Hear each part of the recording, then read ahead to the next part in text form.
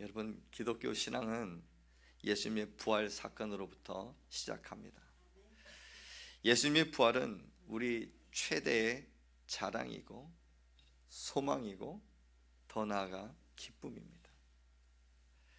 또한 예수님의 부활은 우리의 가슴을 뜨겁게 하며 우리의 모든 삶을 회복시킵니다. 그래서 부활의 능력은 세상을 이기게 합니다. 따라해 봅시다. 부활은 세상을 이기게 한다. 이게 부활의 능력이에요. 세상은 우리에게 주는 여러 가지가 있지만 세상을 살아가면서 동일하게 이렇게 겪는 것 중에 하나는 두려움입니다. 모든 사람이 나의 미래는 어떻게 될까? 특히 내가 언제 죽을지 모르기 때문에 모든 삶 가운데 두려움을 갖고 살아가요. 어느 순간에는 기뻤다가도 어느 한 현실에 맞닥뜨리게 되면 절망 가운데 포기하고 그 다음에 아픔과 그런 모든 것에서 주저앉게 됩니다. 요즘 황사가 심하다고 합니다. 근데 황사쯤이야. 왜냐? 코로나를 이겨냈잖아요. 근데 여전히 질병이 우리 안에 도사리고 있어요. 정말 가까이에 있어요. 기침만 해도 나 큰 병 걸린 거 아니야? 배가 아파도 이제 나 위암 아니야? 막 그런 질병의 두려움 속에 살아가기도 합니다. 근데 여러분 기억하십시오. 예수님은 이 모든 질병과 죽음과 우리의 모든 삶의 모든 영역을 이겨내시고 부활하신 줄 믿으시길 바랍니다. 그래서 예수님 그 부활의 능력은 세상을 이길 능력이 있습니다. 그 부활의 능력을 우리가 믿고 소유하고 살아간다면 우리 또한 이 세상을 넉넉히 이겨낼 줄 믿습니다. 이 믿음이 회복되는 시간 되기를 간절히 소망합니다. 예수님 부활하시기 전에 일어났던 큰 사건 하나 우리 너무나 잘 알죠. 십자가의 사건입니다.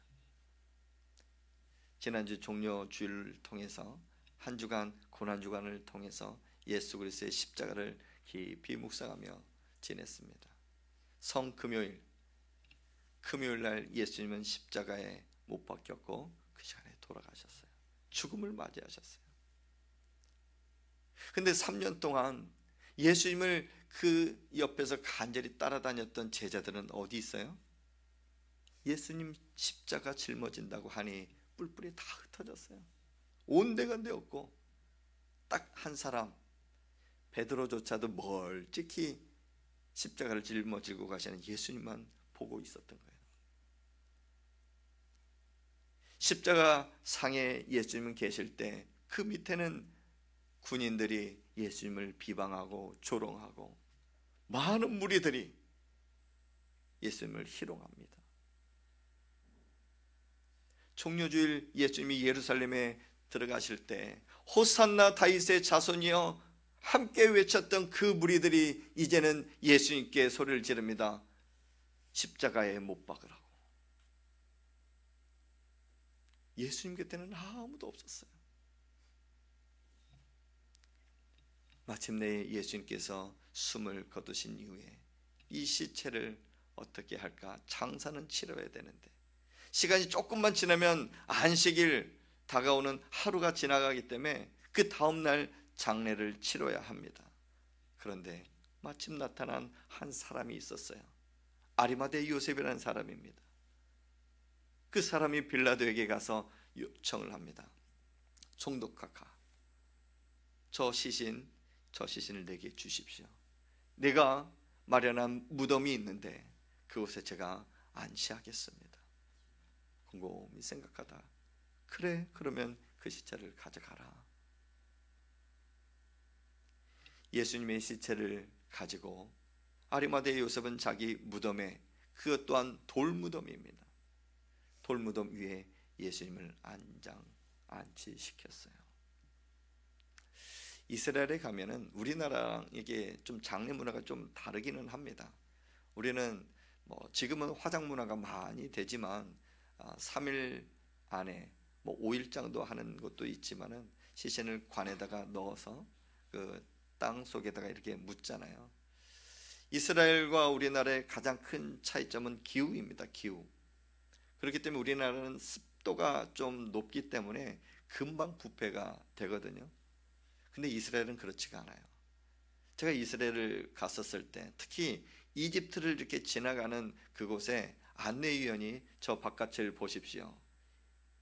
이집트에 사는 사람들의 그 집들입니다. 그러면서 한 이야기가 있어요. 저 집마다 저 바닥에 무엇이 있는지 아십니까?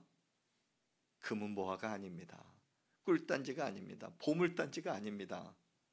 저 안에 관이 묻어져 있습니다. 그러는 거예요. 우선은 뭐 땅덩어리가 참 크기는 크지만 그들은 땅 속에 묻지 않고 돌무덤 이렇게 무덤에 이렇게 안치하는 게 가장 일상적이었었던 거예요. 그런데 아리마대 요셉이라는 사람은 이 돌무덤 가장 중요시한 그 귀중한 그 무덤을 예수님에게 내어주신 거예요. 근데 시체를 가져갈 때 대제사장과 서기관들 그 사람들이 빌라도에게 이야기합니다. 혹시 저 시체를 가져가 안치했을 때 누가 또 가져갈지 모르니 저 앞에 파수꾼을 세우고 그 돌무덤의 그 공간 안에 큰 돌로 막아 놓으십시오. 그러면 아무도 가져가지 않을 겁니다. 빌라도가 그 말을 듣고선 그렇게 시행을 했어요. 군인들을 배치하고 큰 돌로 그 돌 입구를 막아놨습니다. 아무도 들어가지 못하고 이건 뭐 장사가 있어도 이 돌을 굴릴 수가 없어요. 잘. 마침 이제 안식일이 지나 이제 그 다음날 새벽이 되었습니다. 오늘 말씀이 이제 그렇게 시작이 됩니다. 누가복음 24장 1절 말씀에 보면 안식 후 첫날 새벽, 그날이 부활의 아침입니다. 그때 나타난 사람들이 있습니다. 그 사람들은 여인들입니다. 제가 이 말을 들을 때 남자의 자존심이 싹 가기더라고요. 남자들 다 어디 갔어요? 남자들 제자들 다 어디 갔어요? 12제자가 다 남자거든요. 근데 그 사람들 다 어디 갔어요? 근데 여자들이 나타나요. 무엇을 가지고 나타났을까요? 향품을 가지고 나타납니다. 향유라고 하죠. 이 향유를 가지고 나타난 이유는 두 가지 이유가 있어요. 첫 번째는 예수님 그 장례를 치르는데 정말 촉박함 때문에 빨리 진행을 해야 되기 때문에 시신에 향유를 바르지 못했기 때문입니다. 이 향유를 바르는 이유는 부패하지 않게 하기 위해서, 이 시신이 부패하지 않게 하기 위해서 이스라엘의 전통입니다. 그래서 그 향유를 가지고 이 여인들이 우리가 장례를 너무 빨리 이렇게 진행하다 보니 예수님의 그 몸에 향유를 바르지 못해요. 우리가 지금이라도 가자. 이걸 가지고 간 거예요. 여기까지 생각해 보면 그 여인들이 참 기특하죠. 이 향유가 그냥 한두 푼 되는 게 아니에요. 어떤 향유는 한 데나리온이 하루의 품삯인데 1년치 되는 그 향유를 예수님 발 앞에 깨트려 예수님의 발을 씻긴 적도 있거든요. 근데 이 향유가 참 귀중한 겁니다. 근데 그걸 가지고 갔다라는 것은 여인들의 마음을 알 수가 있겠죠. 주님 앞에 갈 때 정말 가장 귀중한 것을 가지고 가야 되는구나. 이렇게 생각하면 너무나 좋아요. 여러분 예배 나올 때, 주님 앞에 나올 때 이런 마음 가지고 나와야 됩니다. 하나님, 내게 있는 거 있는 모습 그대로 가져갑니다. 그러나 보잘것없지만 가장 귀중한 거 내 마음과 정성을 다하여 하나님 앞에 나아갑니다. 이런 마음 가지고 주님 앞에 나와야 하는 것이에요. 근데 향유를 가지고 갔던 그 여인들의 모습 속에서 한 가지 우리가 잊지 말아야 될 것이 있어요. 이 여인들은 믿음이 있었을까요? 없었을까요? 있었을까요? 없었을까요? 몰라요? 네, 없었다라는 것을 말씀합니다.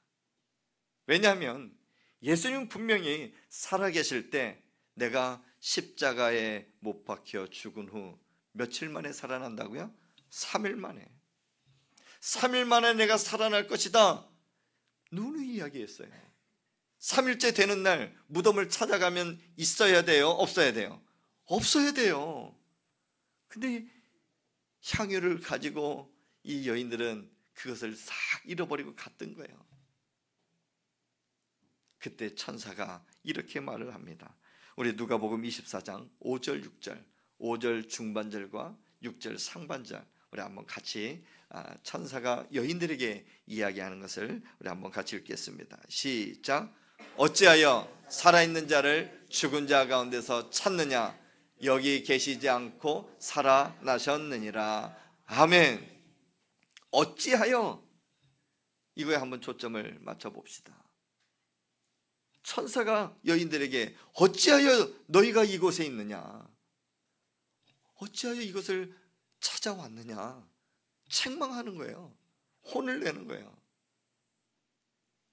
죽은 자 가운데서, 누가 살아있는 자를 죽은 자 가운데서 어떻게 찾느냐, 이 믿음 없는 사람아, 이야기를 하는 거예요. 혹 우리의 모습은 아닙니까?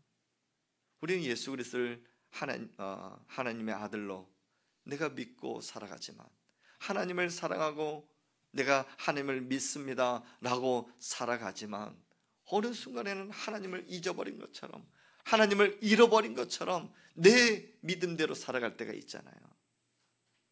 그럴 때 하나님이 우리 모습을 보고 얼마나 통회하면서 아이고 어찌하여 그런 행동을 하는고, 어찌하여 믿음 없이 그렇게 살아가는고.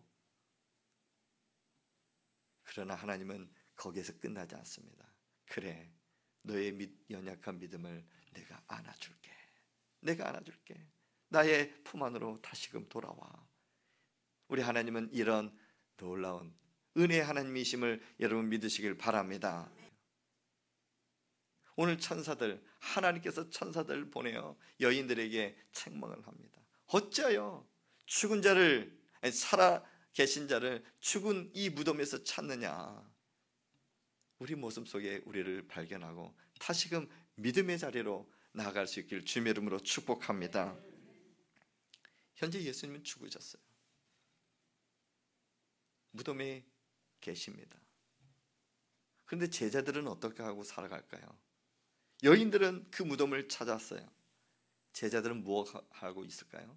예수님이 죽으셨다 하는 것에, 십자가에 못 박혔다 하는 것에 절망하며 살아가고 있어요. 이제 우리 어떻게 살아가지? 그동안 예수님께서 그런 큰 기적을 베푸시고 큰 능력을 베풀어 주셔서 우리가 살아왔는데 이제는 어떻게 살아갈까? 절망 속에, 두려움 속에 살아가며 뿔뿔이 다 흩어져 있는 것입니다. 제자들은 왜 예수님의 부활을 믿지 않았을까요? 그것은 지금까지 부활한 사람을 한 번도 본 적이 없기 때문에요. 이성적으로 생각해도 사람이 어떻게 다시 살아나? 과학적으로 증명할 수가 없기 때문에 믿지 않았던 것입니다. 그런 제자들과 그 여인들에게 우리 천사를 다시 한번 이야기합니다. 여기 계시지 않고 살아나셨느니라. 우리 예수님은 여기 계시지 않고 부활하심을 여러분 믿으시길 바랍니다. 이것은 우리에게 말씀하는 그런 의미가 있어요. 지금 현재 여인들은 어디를 보고 있을까요? 여기 계시지 않다라고 이야기한 것은 여기만 보고 있다라는 거예요. 여기만. 천사들이, 여인들이 볼 때는 왜 무덤 위에 있어야 될 예수님만 보고 있는 거냐 이거예요. 우리에게 또 말씀합니다. 현실 속에 우리가 살아가지만 현실 바라보지 말고 현실 너머의 하나님의 능력, 하나님의 역사는 하나님을 바라보라는 것을 천사는 우리에게 말씀하는 거예요. 우리는 분명히 현실 가운데 이런저런 문제를 만나기도 합니다. 세상의 유혹도 받게 됩니다. 지금처럼 황사가 심할 때 황사도 경험하게 돼요. 그러면서 우리가 경험하는 것은 두려움과 불안과 걱정, 근심. 그렇지만 우리 현실을 바라보면 경제적인 문제, 그것도 뛰어넘을 수가 있어요. 육체적인 질병, 그것도 뛰어넘을 수가 있어요. 왜냐? 하나님이 살아계시기 때문에. 그 하나님을 믿는다면 우리 모든 현실을 이겨낼 줄 믿으시길 바랍니다. 여러분, 예수님은 죽음을 이기시고 부활하셨어요. 사람이 가장 두려움이 죽음이라고 그래요. 아직까지 죽어보신 적 한 번도 없잖아요. 그렇기 때문에 어떻게 죽을지 모르기 때문에 두려움이 있어요. 한 아들이 엄마가 아침마다 매일 일어날 때마다 아유, 오늘은 죽어야지, 아유, 죽어야지, 내가 살아서 뭐하나. 근데 이 아들은 그 소리가 듣기 싫었던 거예요. 엄마, 하나님 믿잖아, 두려워하지 마. 그래도 내가 살아서 뭐하냐, 죽어야지. 계속 입에 그 말이 습관이 된 거예요. 그러니까 그 소리 듣다가 어느 아들이 너무 화가 나서 엄마 그만 좀 해. 진짜 죽고 싶어? 내가 진짜 죽게끔 만들까? 그러면서 약 한 줌을 이렇게 갖다 줬대요. 엄마 이거 먹으면 죽어. 그랬더니 그 엄마가 먹었을까요? 안 먹었을까요? 안 먹었어요. 엄마 거봐, 비타민도 안 먹잖아. 우리가 죽음 앞에 있어서는 이런 두려움이 있어요. 매일매일 사건 사고가 여기저기 일어나는데요. 엊그저께 제가 보게 된 기사 중에 참 안타까운 소식이 하나 들었어요. 남아공에서 일어난 일입니다.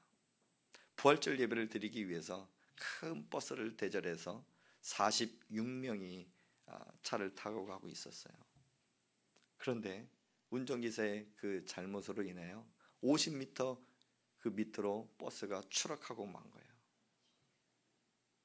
차는 불이 났습니다. 46명 중에 45명이 완전 다 타서 죽었대요.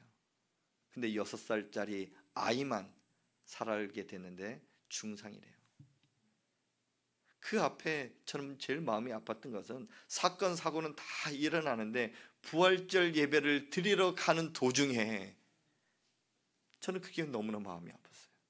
하나님 왜 예배 드리러 가는 사람, 그 사람들 그 생명을 걷어가십니까?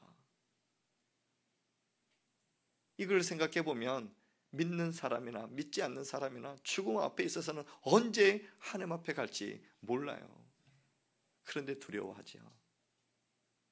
하지만 여러분, 그 두려움도 우리는 이겨낼 수가 있습니다. 왜냐하면 예수님께서 그 죽음을 이기셨기 때문에 그렇습니다. 그 죽음, 부활하신 예수님을 내가 믿음으로 고백하고 그 부활의 능력을 믿고 살아간다면 어떤 두려움도 이겨낼 줄 믿습니다. 그러면서 천사가 말합니다. 여기 있지 않냐고. 다시 살아나신 예수님, 그분을 생각하면서 이 말씀을 전합니다. 우리 24장 6절 하반절 말씀을 함께 읽겠습니다. 시작. 갈릴리에 계실 때 너희에게 어떻게 말씀하셨는지를 기억하라. 아멘. 따라해 봅시다. 기억하라. 기억하라. 무엇을? 말씀을.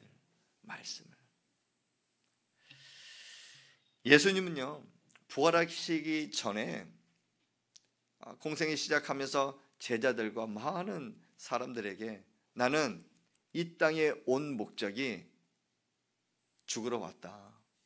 나는 죽을 것이다. 대제사장들과 많은 사람들에게 버림을 받고 나는 고난을 받으며 십자가에 죽을 것이다. 그런데 나는 3일 만에 살아날 거야. 죽을 거라는 것까지는 많은 제자들과 많은 사람들이 들었어요. 그런데 3일 만에 살아날 것이라는 것은 한 귀로 듣고 한 귀로 흘려보낸 거예요. 우리 곳곳에 이렇게 많은 말씀이 있지만 한 구절만 같이 읽어볼게요. 누가복음 9장 22절 말씀 시작. 이르시되 인자가 많은 고난을 받고 장로들과 대제사장들과 서기관들에게 버림받아 죽임을 당하고 제3일에 살아나야 하리라. 아멘. 자, 누가복음 9장이에요. 오늘 말씀은 누가복음 24장이에요. 9장에서 24장까지 넘어올 때 수많은 시간이 흘렀겠죠. 근데 예수님은 자신이 어떻게 죽을 거고 누구에게 버림을 받고 어떻게 죽음을 맞이하며 3일 만에 살아날 것을 제자들과 많은 사람들에게 누누이 이야기를 했어요. 그런데 많은 사람들이 믿지 않았던 것이죠. 그래서 천사는 예수님의 말씀을 다시금 기억하라 말씀해요. 우리 인생에 있어서 하나님의 말씀을 기억하고 살아가는 게 너무나 중요합니다. 왜 그럴까요? 믿음 때문에 그래요. 우리의 믿음은 하나님 말씀으로 이루어지고 우리의 믿음은 말씀을 통하여 자라게 되기 때문이에요. 그리고 그 하나님의 말씀은 능치 못함이 없어요.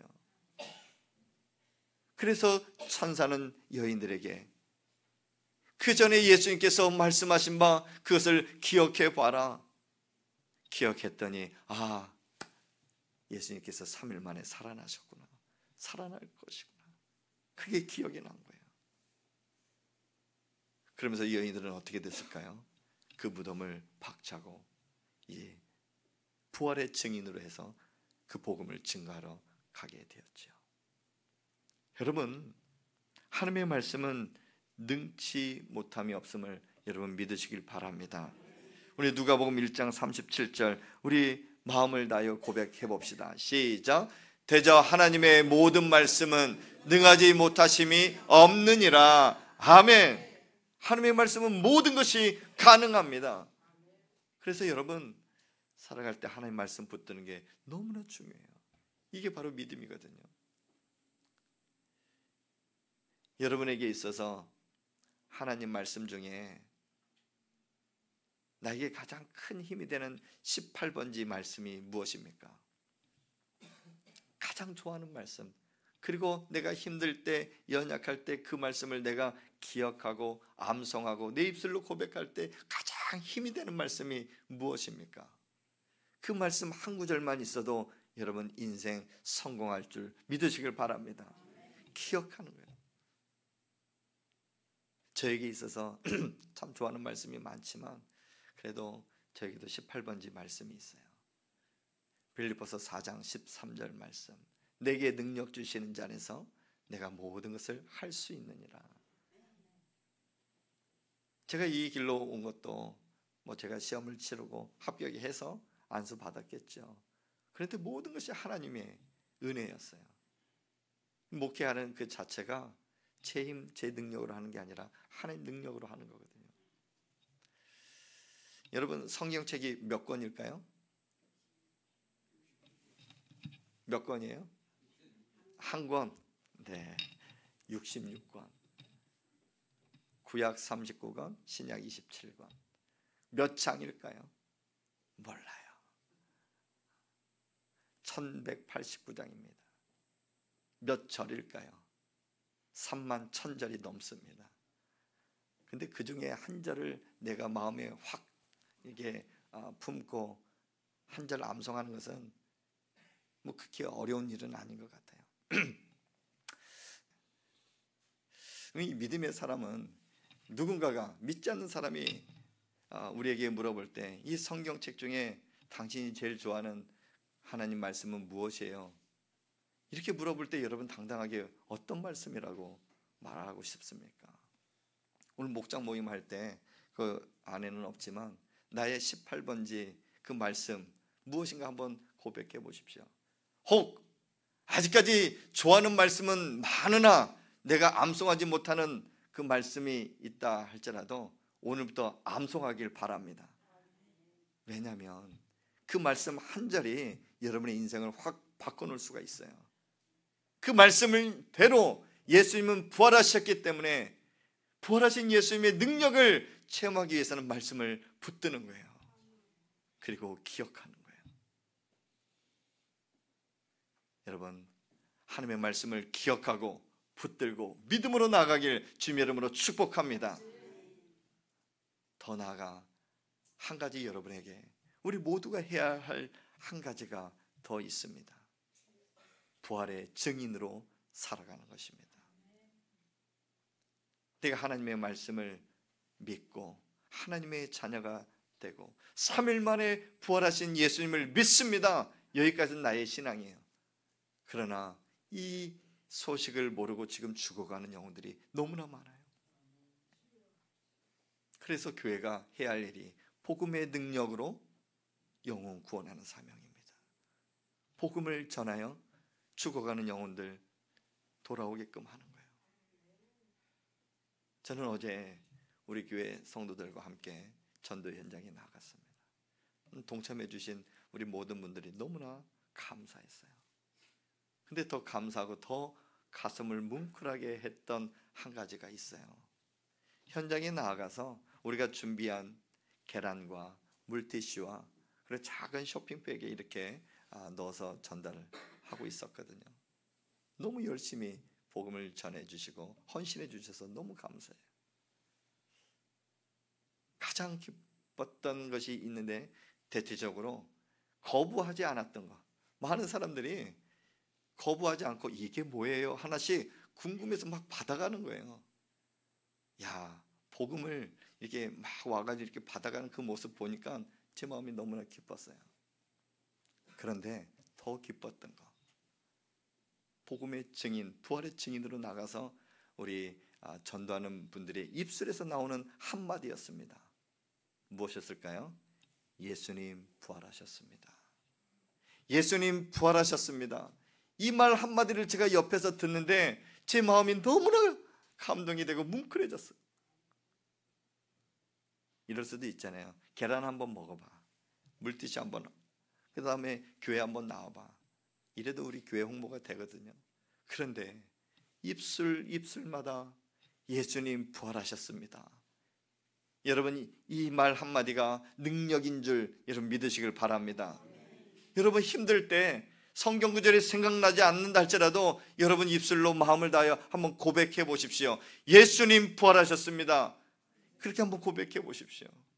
그럼 여러분 안에 있던 잠자고 있는 우리 모든 영혼이 되살아날 것입니다. 따라해 봅시다. 예수님 부활하셨습니다.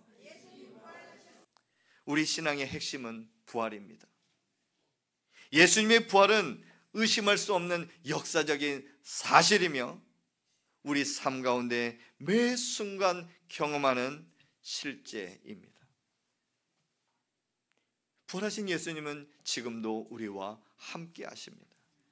그래서 우리가 부활의 증인으로 살아가야 하는 것이죠. 우리 마지막 말씀 한 구절만 읽고 우리 한번 마치겠습니다. 마태복음 28장 18절에서 20절 말씀입니다. 자, 우리 한번 같이 읽어봅시다. 시작. 하늘과 땅의 모든 권세를 내게 주셨으니 그러므로 너희는 가서 모든 민족을 제자로 삼아 아버지와 아들과 성령의 이름으로 세례를 베풀고 내가 너희에게 분부한 모든 것을 가르쳐 지키게 하라. 볼지어다 내가 세상 끝날까지 너희와 항상 함께 있으리라 하시니라. 아멘. 예수님은 부활하셨습니다. 그리고 지금도 우리와 함께 계십니다. 그럼 우리는 어떻게 해야 될까요? 가르쳐 지키는 거, 복음을 증거하는 거예요. 이번 한 주 여러분 이 사명 충성스럽게 감당하며 복음의 증인으로 살아가길 주님의 이름으로 축복합니다.